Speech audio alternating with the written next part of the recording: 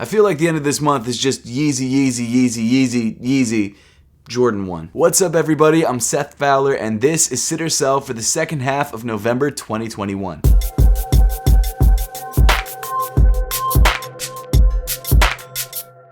Thanks so much for tuning in today. I am so excited about today's Sit or Sell video because in today's video, or I guess the second half of November 2021, we've got a lot of crazy releases. And a lot of those releases I'm looking forward to personally. But getting into the video, I do think that it's important to note that a lot of these sneaker release dates, while they seem set in stone, are technically tentative. In fact, while I was filming this video, some sneaker release dates changed on the sneakers app itself. So none of these dates are solid until they actually happen. Not only that, but the end of this month is also Black Friday, so there is a possibility that we're gonna get some crazy releases that just kind of pop up out of nowhere, and some crazy sneakers might restock or go on sale, so make sure to keep that in mind. And that's something that I'm really excited about for my $20 sneaker collection series. I've got some crazy plans for Black Friday, so make sure to stay tuned for that video whenever it comes out, probably end of November.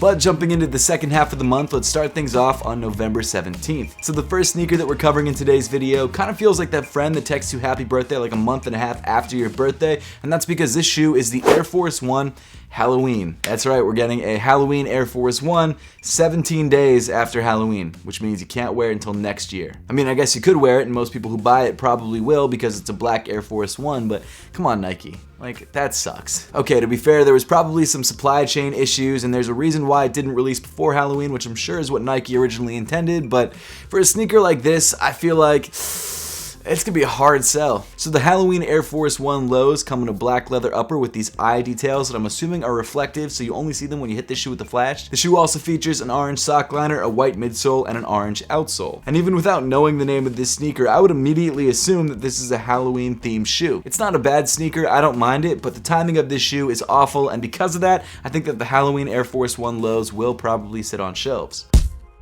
So it looks like another sneaker that I was literally just about to talk about got pushed back.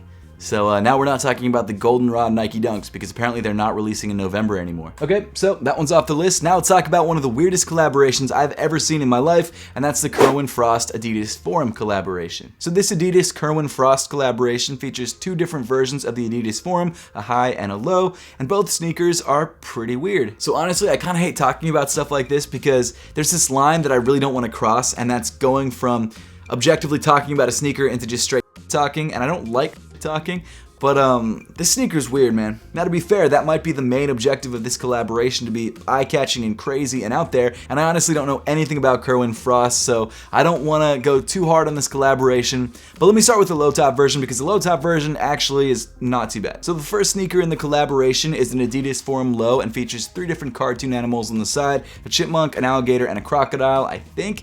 The shoe comes in primarily a light green color and is actually a pretty nice looking sneaker. Not my style personally, but it's not a bad looking shoe, and it's definitely an interesting collaboration. But then we get to the human chives, at least that's what I think that it's called. So this shoe is an Adidas Forum high that features teeth, eyes and ears, and a nose. And this shoe has literally haunted my dreams. So again, I don't know anything about this collaboration. I don't know the inspiration behind it, so I don't want to talk bad about it.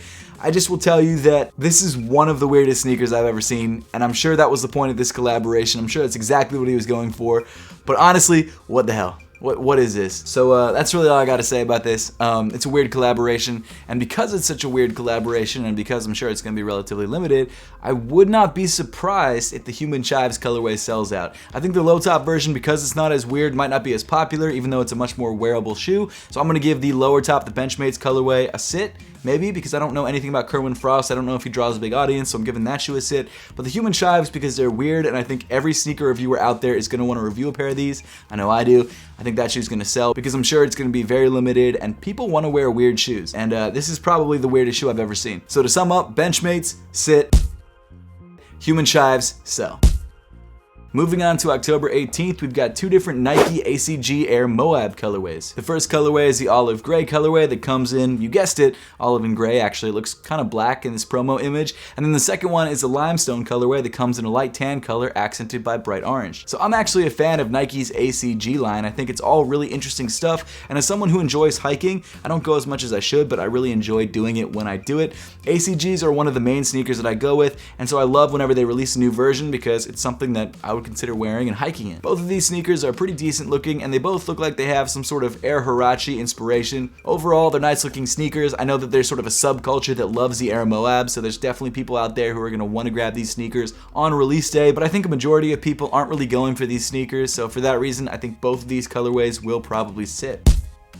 Moving on to October 19th, we've got the Adidas Forum Tech Boost. So this year is the 20th anniversary of the original Xbox's launch, one of my favorite consoles of all time. And because of that, Xbox has teamed up with a couple different brands like Adidas and Gucci, apparently, I just heard about that today, to release special editions of their products. Kinda off topic, but Gucci's releasing a $10,000 Xbox Series X that has like Gucci embroidered all over it, and it has a special like Gucci box to go with it. It's nuts. I don't know who would pay for that, but someone probably will. But Adidas is also joining in the celebrations with a special edition Xbox Adidas Forum Tech Boost. So this Forum low comes in an all-black upper featuring an Xbox logo in silver on the heel, as well as this nice green accent wrapping around the back of the heel. But what really makes this sneaker interesting is that this Adidas Forum low features Boost in the midsole, and you can see it through the semi-translucent outsole. So it makes sense why they call this the Forum Tech Boost, because it features Boost. Now I've seen videos from people like Cousteau of a special edition green one that might be a friends and family exclusive. Personally, I like that version better than the black version, not because it's more limited, but because I just like the color better. I think it's a much more true to Xbox look. This one though isn't bad, and I think there's a lot of Xbox fans out there like myself who would definitely be interested in grabbing this sneaker. Now I'm not sure exactly how many pairs of these are going to make, and because of that, I'm not sure whether this sneaker is going to sit or sell, but I'm assuming because they're probably going to make a large amount, and if you look at some of their other collaborations, like their Lego collaborations, those things haven't really been moving that well, so because of that, I don't know if this collaboration is going to sell out immediately, so for that reason, I'm giving this shoe a sit. Also releasing on the 19th, we've got two different colorways of the Nike Overbreak. The first colorway is the Armory Navy colorway that comes in the dark navy with the red Nike swoosh, and the second colorway is the Hot Curry colorway, which comes in tans and oranges and features a black Nike swoosh. If you're not familiar with the Nike Overbreak, it's essentially an old school upper on top of this giant, super thick React midsole that's very futuristic, so it's kind of a mashup of old and new. Definitely an interesting look, and I honestly think both of these sneakers are actually pretty solid. The colorways are decent, it's a very comfortable shoe, but I just don't think the hype is there. And because, as we all know, hype drives sales, I just don't really see either of these colorways selling out. Next up, also dropping on the 19th, is the Air Force One Low Toasty. So it's becoming a common theme in these sit or sell videos, but this is one of those shoes that we talked about in the last sit or sell video, then it got pushed, and now we're talking about it again. So the Nike Air Force One Low Toasty is sort of a patchwork style sneaker that features, I guess, a padded upper that's supposed to keep your feet toasty. I'm assuming that's what the name is about. It's not a bad looking sneaker. I like the greens and the pinks and the browns that they use, and I also like the fact that the shoe features almost like a Sherpa lining, which I think is awesome. I honestly have no idea how popular this sneaker will be. I'm assuming it's going to be relatively popular, but it's not going to be an instant sellout in my opinion. So because of that, I'm giving this shoe a sit. On the same day, we've got another Nike sneaker that I'm assuming is from the same collection, and that's the Nike Blazer Mid-Sail Quilt. So this shoe has a very similar aesthetic to the Toasty Air Force One Lows. It features sort of a patchwork quilt style upper, which seems to be insulated and padded to keep your feet warm. It also seems to feature a Sherpa sock liner, which is another nice touch. And honestly, the colors that they use for this shoe, the sails, the blues, and the browns, really make this sneaker a pretty clean look. Now again, I don't think there's really any hype behind this sneaker, even though it's a good looking shoe, and for that reason, I'm giving this shoe a sit.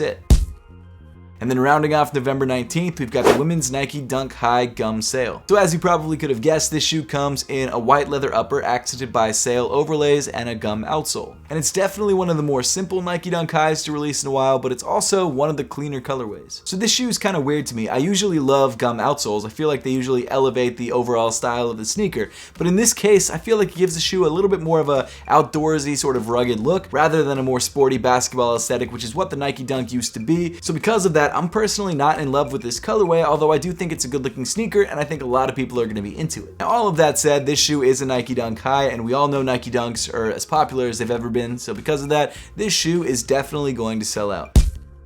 Moving on to November 20th, we've got the Adidas YEEZY 500 in ash gray. So far in 2021, we've only had one Yeezy 500 colorway, and that was the brown colorway that released just over 2 weeks ago. Color blocking of the shoe is very similar to the brown colorway. Not only that, the gray is also a pretty similar tone to that brown shoe. It's a very similar sneaker overall, which is kind of just how Yeezys are in general. I used to wish that Kanye would release crazy colored Yeezys, and then he started doing that, and I didn't like those either, so I guess I'm just kind of happy with the earth tone shoes. They look all the same, but you know, at least they're very easy to wear. The Yeezy Knit Runner boot is an example of a shoe that's very bright. It's a very bright color, and not a shoe that I'd ever really want to wear. Nothing against the sneaker, but I don't like it. In my opinion, the 500 Ash Gray is a much more wearable sneaker. The 500 is a very comfortable silhouette overall, and this shoe, while I probably won't be going for it, is not a bad sneaker, and if you love Yeezy 500s, I definitely recommend trying to pick up a pair for yourself. Because we haven't had that many Yeezy 500 releases this year, I think a lot of people are excited about this release,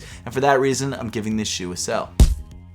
After that, also dropping on the 20th, we've got a very highly anticipated Air Jordan 1 release with the Jordan 1 Bordeaux. So this Jordan 1 definitely has some sort of co.jp vibes to it, and I've got to admit, while there are things I wish were different about this colorway, I think overall it's a great looking shoe. Regardless, this shoe is still incredibly hyped up. Jordan 1s are about as popular as Nike Dunks right now, so this shoe will absolutely fly off shelves. And for me, little touches like the white wings logo really make this sneaker pop and really make this a shoe that I actually want to pick up. Of course, like I was saying though, this is a very clean colorway on a very popular silhouette, and for that reason this shoe will definitely sell out. Moving on to November 24th, we've got the women's Nike Dunk Low Bronze Eclipse. So this shoe is a very clean and simple Nike Dunk Low that comes in women's sizing. The upper of the shoe is a bright white leather, the overlay of the shoe comes in a dark orange, or I guess bronze color, and the Nike swoosh comes in a dark brown. This is absolutely a clean Nike Dunk Low, and if it came in men's sizing as well, I think it would be even more popular than I'm assuming it probably already will be. Unfortunately though, it only comes in women's sizing, so if you're a larger footed dude, you're gonna be out of luck. But like I said before, Dunks are as hot as ever, and because of that, this shoe will definitely sell out. We've got the Air Jordan 9 Boot NRG in black and gum. So this is sort of a ruggedized or winterized Air Jordan 9. It comes in a fully black upper accented by a gum outsole. The outsole has some extra texture to it, which I'm assuming gives it better grip. It kind of looks like a hiking version of the Air Jordan 9. It's also called a boot, so I'm assuming it's somewhat water resistant. Not my thing, but it's fine. If you need a winterized Air Jordan 9, or I guess a somewhat water resistant Air Jordan 9, this is a great way to go. You know what's interesting? I feel like we finally hit that point once again where not every Jordan model is selling out. It kind of goes in waves. Like some years, no Jordans will sell out except for like the most hyped ones. Other years, every single retro Jordan, no matter what it looks like, will sell out. And I feel like we finally crested that hump and we're going back down to the point where people can finally buy Jordans in store again. And because it looks like we're heading to that point once again, I think that this Jordan 9 will actually sit on shelves. Also releasing on November 24th, we've got the Sakai KAWS Nike Blazer Low. So this is neither KAWS nor Sakai's first time collaborating with Nike, but this is their first time collaborating together with Nike as well. For some reason, Sakai and Nike have decided to make like every one of their collaborations this year a triple collaboration. And honestly, so far, I think a majority of the collaborations that they've dropped have been pretty solid. But although we've had some pretty hyped up versions of these collaborations, I don't think any will be as hyped as the Sakai KAWS version. KAWS is one of those artists that's been seemingly immortalized by the hypebeast community, and now anything he releases has become a grail for a lot of people. And to be honest, this KAWS Sakai Nike Blazer is one of the most interesting colorways that they've released so far. The upper of the shoe comes in a multicolor makeup anchored primarily by a light blue. You've also got grays, yellows, pinks, greens, all sorts of colors going on. But I think honestly what's going to get hypebeasts most excited are the KAWS signature X's on the midsole. It's seemingly such a small detail, but because it's a KAWS detail, people are going to go crazy. And so in my opinion, it's a no-brainer that the Sakai KAWS Nike Blazer Low will sell out and sell out very quickly. And then rounding off the 24th, we've got the highly anticipated Air Jordan 1 A Ma Maniére. So this shoe is a second collaboration between sneaker boutique A Ma Maniére and Air Jordan. And you know what's crazy? Even though the Jordan 1 is my favorite silhouette of all time, and in most cases I would take a Jordan 1 over really any other Jordan model, I really think I prefer the Air Jordan 3 A Ma Manières to these. I don't know what it is. The colorway on the Jordan 3s just worked so well, and not that it doesn't on these Jordan 1s, it just seemed a little bit more interesting on the 3s. That aside though, I still think this is an incredible sneaker. It's absolutely a shoe that I'm going for, and it looks like the material quality on this shoe is on point. So from what I could tell from these images, it looks like the upper of the shoe comes in a white suede, accented by what seems to be sort of a snakeskin Nike swoosh that comes in a dark maroon. And like I said, it's an incredibly clean sneaker. I think the colorway is a little bit too simple for my taste, but the material quality makes up for it. I mean, the shoe comes with maroon wax laces, for God's sakes. This collaboration looks insane. Now, unfortunately, because this is one of the most anticipated Jordan 1 collaborations of the year, it absolutely will be very difficult to get. I know A Ma has decent bot protection, and the Air Jordan 3s were actually pretty successful for a lot of people. I think the shoe might be a similar situation where they have good bot protection, but not everyone's going to get a pair because it's a very limited sneaker. And most likely I'm going to have to pay resale for it, but I'm happy to do it because this sneaker is fire. And of course, if you couldn't tell, I definitely think that this A Ma Air Jordan 1 will sell out. Continuing on to November 26th, we've got the Adidas YEEZY 500 Utility Black. So I think that this is actually a re-release or restock of the YEEZY 500 Utility Blacks. And from what I can tell, these Utility Blacks are the same as the original release, and they've always been a pretty clean pair of 500s. To be fair, it is essentially just a black pair of YEEZY 500s, and most all-black sneakers are generally pretty clean because they're very easy to wear, and they really don't get dirty that easily, because even if they get dirty, you can't really see it because they're so dark. But it's genuinely a very nice looking sneaker, and if you're looking for a black pair of YEEZY 500s, this is your time. And because I think this is one of the more popular YEEZY 500 colorways, I definitely think that the Utility Black 500s will sell out. And then rounding off November 26th, we've got one of my least favorite Air Jordan 11s of all time, the Air Jordan 11 Black and White. So if you only heard the name of this sneaker and didn't know what this shoe looked like, it might sound like a pretty appealing pair of Air Jordan 11s. Like that kind of sounds like the Concords or maybe even the Space Jams or another pair of Air Jordan 11s, but unfortunately no, that's not the case. It is a zebra cheetah print thing. So this women's Jordan 11 comes with a black upper accented by sort of a metallic Jumpman and a smoky black outsole. And it also features what seems to be like a furry panel that features like 5 different prints in black and white. I don't know what animal it's from. I don't know what animal they're trying to replicate, but it's just I hate it. I don't really have much to add about this sneaker. It's not for me. It's probably not gonna be for a lot of people either. And honestly, I think it's gonna sit. Next up, on November 27th, we've got the Adidas YEEZY 700 Faded Azure. So I actually had to look up how to pronounce Azure because I never knew, and apparently it's this. Azure. It's Azure. I thought it was Azure or something like that, but it's Azure. Azure. So this 700 kind of looks like a moldy pair of 700 Wave Runners. The top half of the sneaker comes in sort of a light teal color, accented by some darker teals towards the toe of the shoe. It features some blue accents and some gray accents, and of course you've got a dark gray midsole with bright orange hits on the heel. I have to admit, it's not a bad looking pair of 700s. It's definitely not my favorite, but I think the 700 silhouette overall is one of my favorite Yeezy silhouettes of all time, so no matter what colorway you throw on that shoe, it's never going to be an awful looking sneaker. And I think if you really like greens and blues or just toned down colors, you're really gonna like this Faded Azure colorway. And even though I don't think the 700 silhouette is as popular as it once was, I feel like the fact that they dropped the retail price point from $300 to $240, and also the fact that we haven't had too many 700 V1s this year is really gonna help drive sales for this shoe, and because of that, I think that the Yeezy 700 Faded Azure will probably sell out. And then rounding off today's video on November 29th with a brand new Yeezy silhouette, we've got the Adidas YEEZY 350 V2 Compact. I'm not sure why they decided to call this a 350 V2 and not just a 350 V3 or a different number of Yeezy altogether, because it looks like a completely different shoe. So the 350 V2 Compact has a completely different upper than any other pair of 350s that we've ever seen. The shoe features a very sort of organic looking knit pattern on the upper that comes in grays and darker grays, and it also features a new ankle collar area that seems a little bit more flexible and stretchy. I don't know if you've seen leaked images of the new Yeezy basketball sneaker, but this new 350 V2 Compact kind of looks like that with the top cut off. The midsole and outsole of the Compact seem very similar, if not identical, to every other pair of 350 V2s. Maybe that's why they continued to call it a 350 V2 and not something else, because the bottom half of it's the same. But the top half of the Compacts is like a whole new ball game. It's completely different. And I'm honestly very excited for this sneaker to come out. While I don't love everything that Yeezy as a brand puts out, I feel like some of it's a little bit too weird. I think it is important that they're doing these things and pushing boundaries so that we can move sneaker fashion forward. If Kanye and the Yeezy brand weren't doing this crazy stuff, I don't know who else would. That's not true. Other people would be trying this sort of stuff, but it wouldn't sell the way that it does with Kanye, and it wouldn't become mainstream the way that Kanye can make it mainstream. So because the Yeezy 350 Compacts are a brand new Yeezy silhouette, I think a lot of people will be excited about them, me in particular, because I'd love to grab a pair early to review for you guys. If you guys know how I can do that, let me know in the comment section down below. But I definitely think the Yeezy 350 V2 Compacts will sell out, and will sell out very, very quickly. But with that, we pretty much wrap up all of the sneaker releases that we know about for the second half of November 2021. Now, I would love to know your thoughts on these releases and which shoes you're looking forward to most, so make sure to let me know in the comment section down below. And as always, thank you so much for watching. Make sure to subscribe if you haven't yet, and I'll see you all in the next one.